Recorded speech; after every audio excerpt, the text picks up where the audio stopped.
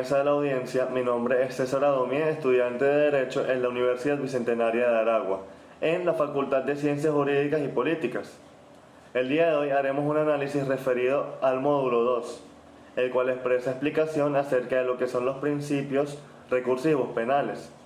El tema de los recursos en el proceso penal venezolano está fundamentalmente dirigido al cuestionamiento de decisiones. Es decir, el proceso es una sumatoria de pretensiones y contradicciones, de pretensiones buscando una síntesis, pretensiones concebidas para que un tercero decisor resuelva una controversia. Es decir, el problema no es con la contraparte, sino con el juez que decidió. El cuestionamiento es frente al criterio de un juez.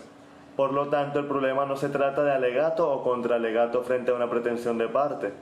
Lo que se requiere es el cuestionamiento de un criterio decisorio, plasmado en un fallo.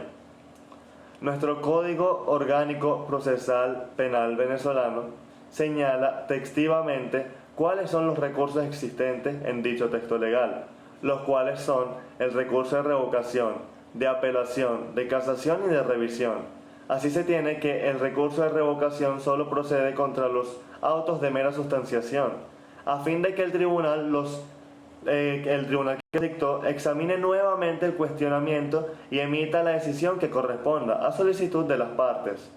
Un recurso penal es un medio de impugnación que interpone una de las partes en el proceso judicial para solicitar que se examine de nuevo el cuestionamiento que ya ha sido vista y resuelta en una resolución no firme. Se plantea cuando se considera que la resolución perjudica sus intereses y está sujeto a una serie de reglas, motivos y procedimientos para su correcto funcionamiento. El recurso de revocación es un medio de defensa administrativo opcional para los contribuyentes contra la violencia de actos y resoluciones de las autoridades fiscales. Es decir, a través de él mismo se vigila la legalidad de dichos actos o resoluciones. Si hablamos de recurso de revocación, nos conseguimos con que éste permite impugnar actos o resoluciones definitivas de la autoridad fiscal federal, si se considera que no fueron emitidos tomando en cuenta las disposiciones legales. Esto quiere decir que si una persona considera que se tomó una injusta decisión por parte del juez, puede acudir a dicho recurso para ampararse. Lógicamente, como todo procedimiento, se deben presentar argumentos, exhibir pruebas que amparen su pretensión. Cuando la autoridad lo analice y lo valore, emitirá una resolución, la cual puede consistir en dejar sin efecto el acto, confirmarlo o modificarlo, mandar a reponer el procedimiento u ordenar que se emita uno nuevo o que se sustituya, o bien desecharlo por ser improcedente, tenerlo en no interpuesto o sobreseerlo en su caso. El recurso de revocación es un recurso procedente solamente contra los autos de mera sustanciación, a fin de que, conforme establece el artículo 444, el tribunal que lo dictó examine nuevamente la cuestión y dicte la decisión que corresponda.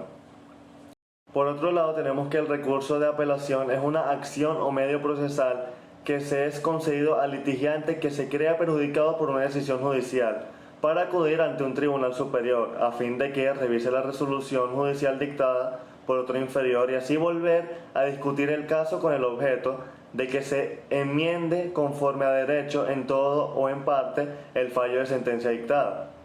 El recurso de apelación es un derecho subjetivo. Cada sujeto procesal, al momento de estar escuchando la determinación del juez de control o del juicio oral, determina si efectivamente esa resolución le causa algún agravio o no,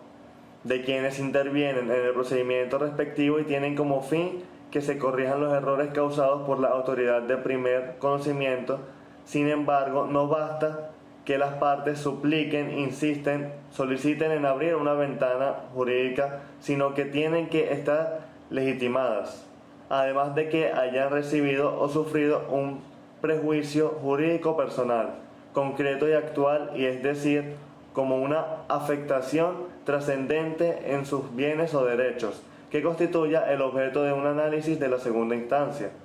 En los casos de apelación sobre el desistimiento de la acción penal por el Ministerio Público, se interpondrá ante el tribunal de enjuiciamiento que dictó la resolución, dentro de los 3 días contados a partir de que surte efecto la notificación.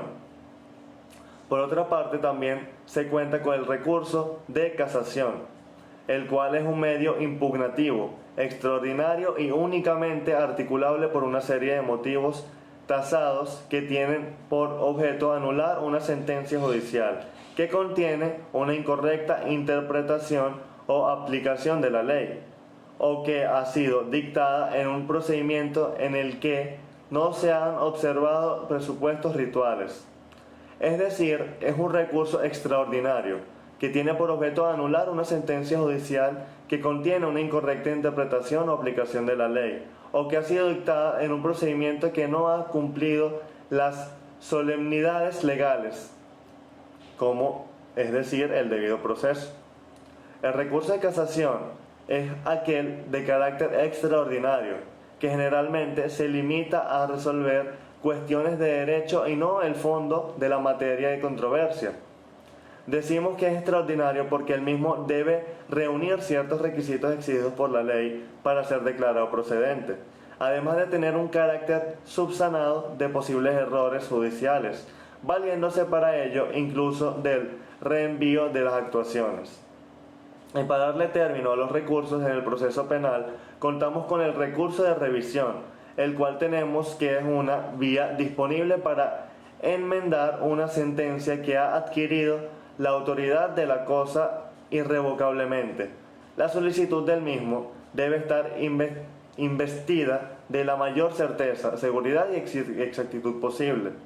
en vista de que éste pueda ponerse en riesgo una decisión firme, y se podrá solicitar el recurso de revisión cuando haya considerado a una persona en sentencia penal firme que haya valorado como prueba un documento o testimonio declarado después de falsos.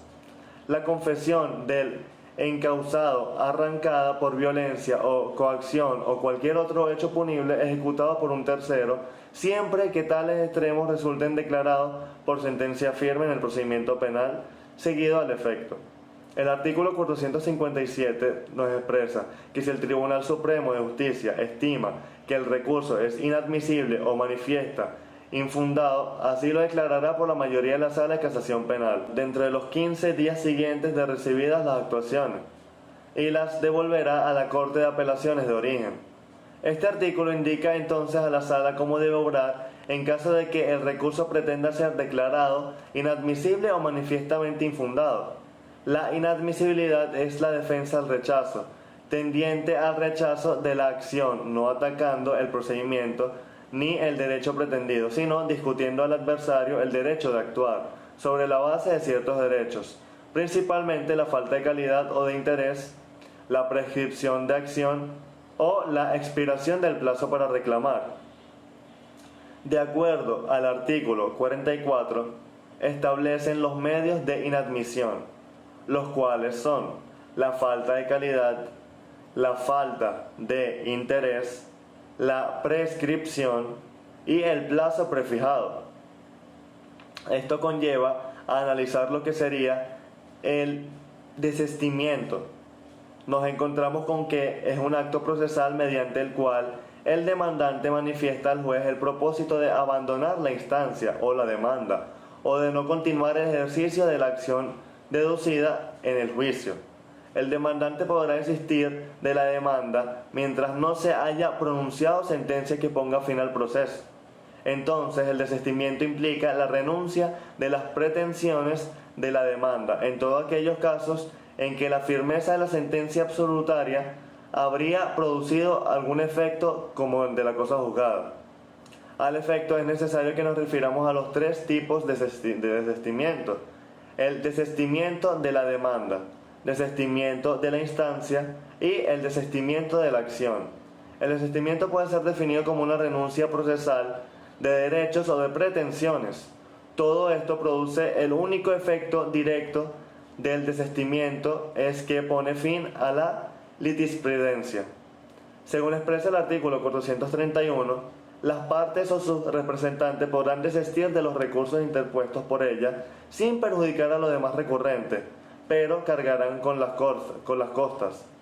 Asimismo, si el desistimiento no se refiere a la totalidad de las pretensiones o si solo proviene de alguno de los demandantes, el proceso continuará respecto de pretensiones y personas no comprendidas en él. El desistimiento debe ser incondicional, salvo acuerdo de las partes, y solo perjudica a las personas que lo hacen y a sus cohabientes. Por otra parte, la competencia en relación al término de materia procesal penal se puede conceptualizar como la capacidad o derecho que tiene el juez otorgado por la ley para conocer lo relacionado a la comisión de un delito o para juzgarlo en el marco de un proceso penal. La competencia recae en el órgano jurisdiccional, que además de haber cubierto los requisitos para pertenecer al Poder Judicial, necesita obtener facultades jurisdiccionales, y esto es la competencia.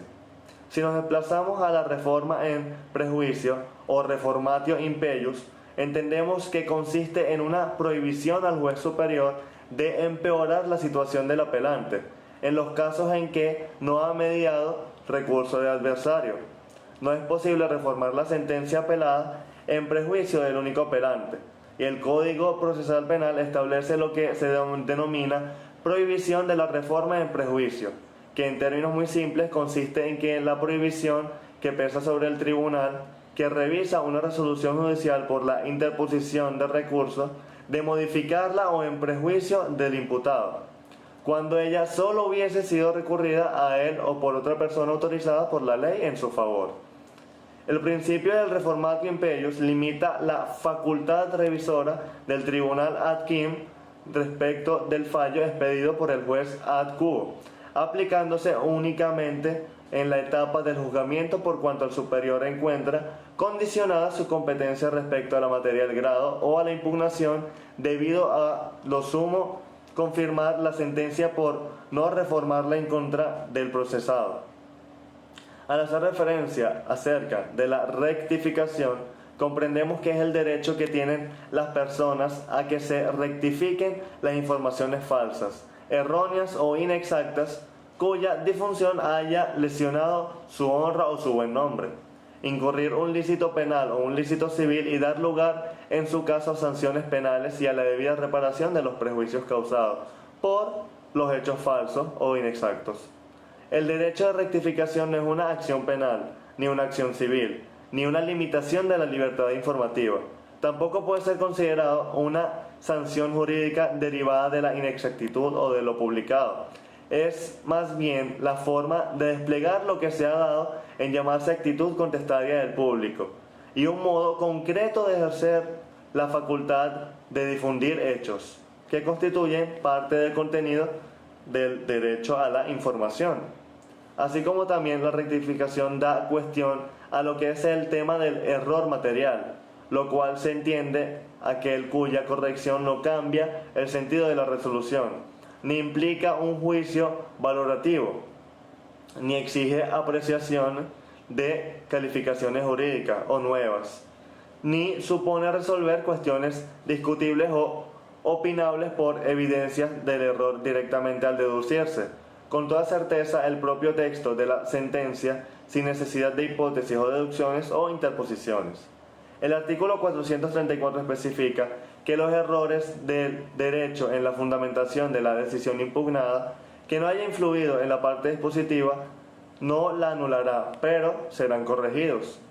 La interposición, por su parte, hace referencia a un acto procesal por medio del cual un interesado formula ante la jurisdicción contencioso administrativa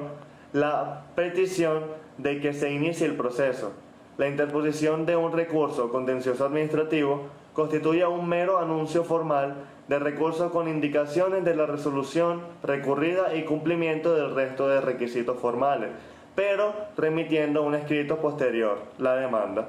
la exposición de los hechos y los fundamentos jurídicos, así como la proposición de la demanda. El recurso de apelación se interpondrá ante el mismo tribunal que hubiera dictado el auto o la sentencia recurrido, pero será competente para conocer y decidir el Tribunal Superior jerárquicamente. El mencionado recurso deberá presentarse con la firma del letrado de parte interesada en recurrir, interpuesto en el recurso de apelación. El juez lo admitirá o no según sea precedente, de acuerdo a las previsiones legales. En esencia, el procedimiento de apelación criminal y civil se aprecian similares. Y pues para concluir podemos tener en claro que la evolución experimentada por las legislaciones estudiadas en materia recursiva se ha orientado en la dirección de permitir que los recursos contra las sentencias condenatorias sean lo más abiertos y amplios posible, intentando compatibilizar dicha apertura y amplitud con las exigencias que interponen las instrucciones de un modelo acusatorio oral respetuoso del debido proceso. Es decir, para poder establecer en sí una situación determinada que ha vulnerado el derecho a recurrir, es necesario establecer con toda claridad cuál es la imputación que el recurrente formula en contra de la condena. Luego es necesario verificar si esta imputación, aún en el caso de ser verdadera, se es suficiente grave en términos de recurrir la revocación del fallo. Y finalmente, es necesario determinar si es que la imputación planteada puede o no ser analizada en el marco de revisión establecido en los recursos admitidos por la legislación local. Muchas gracias por su atención.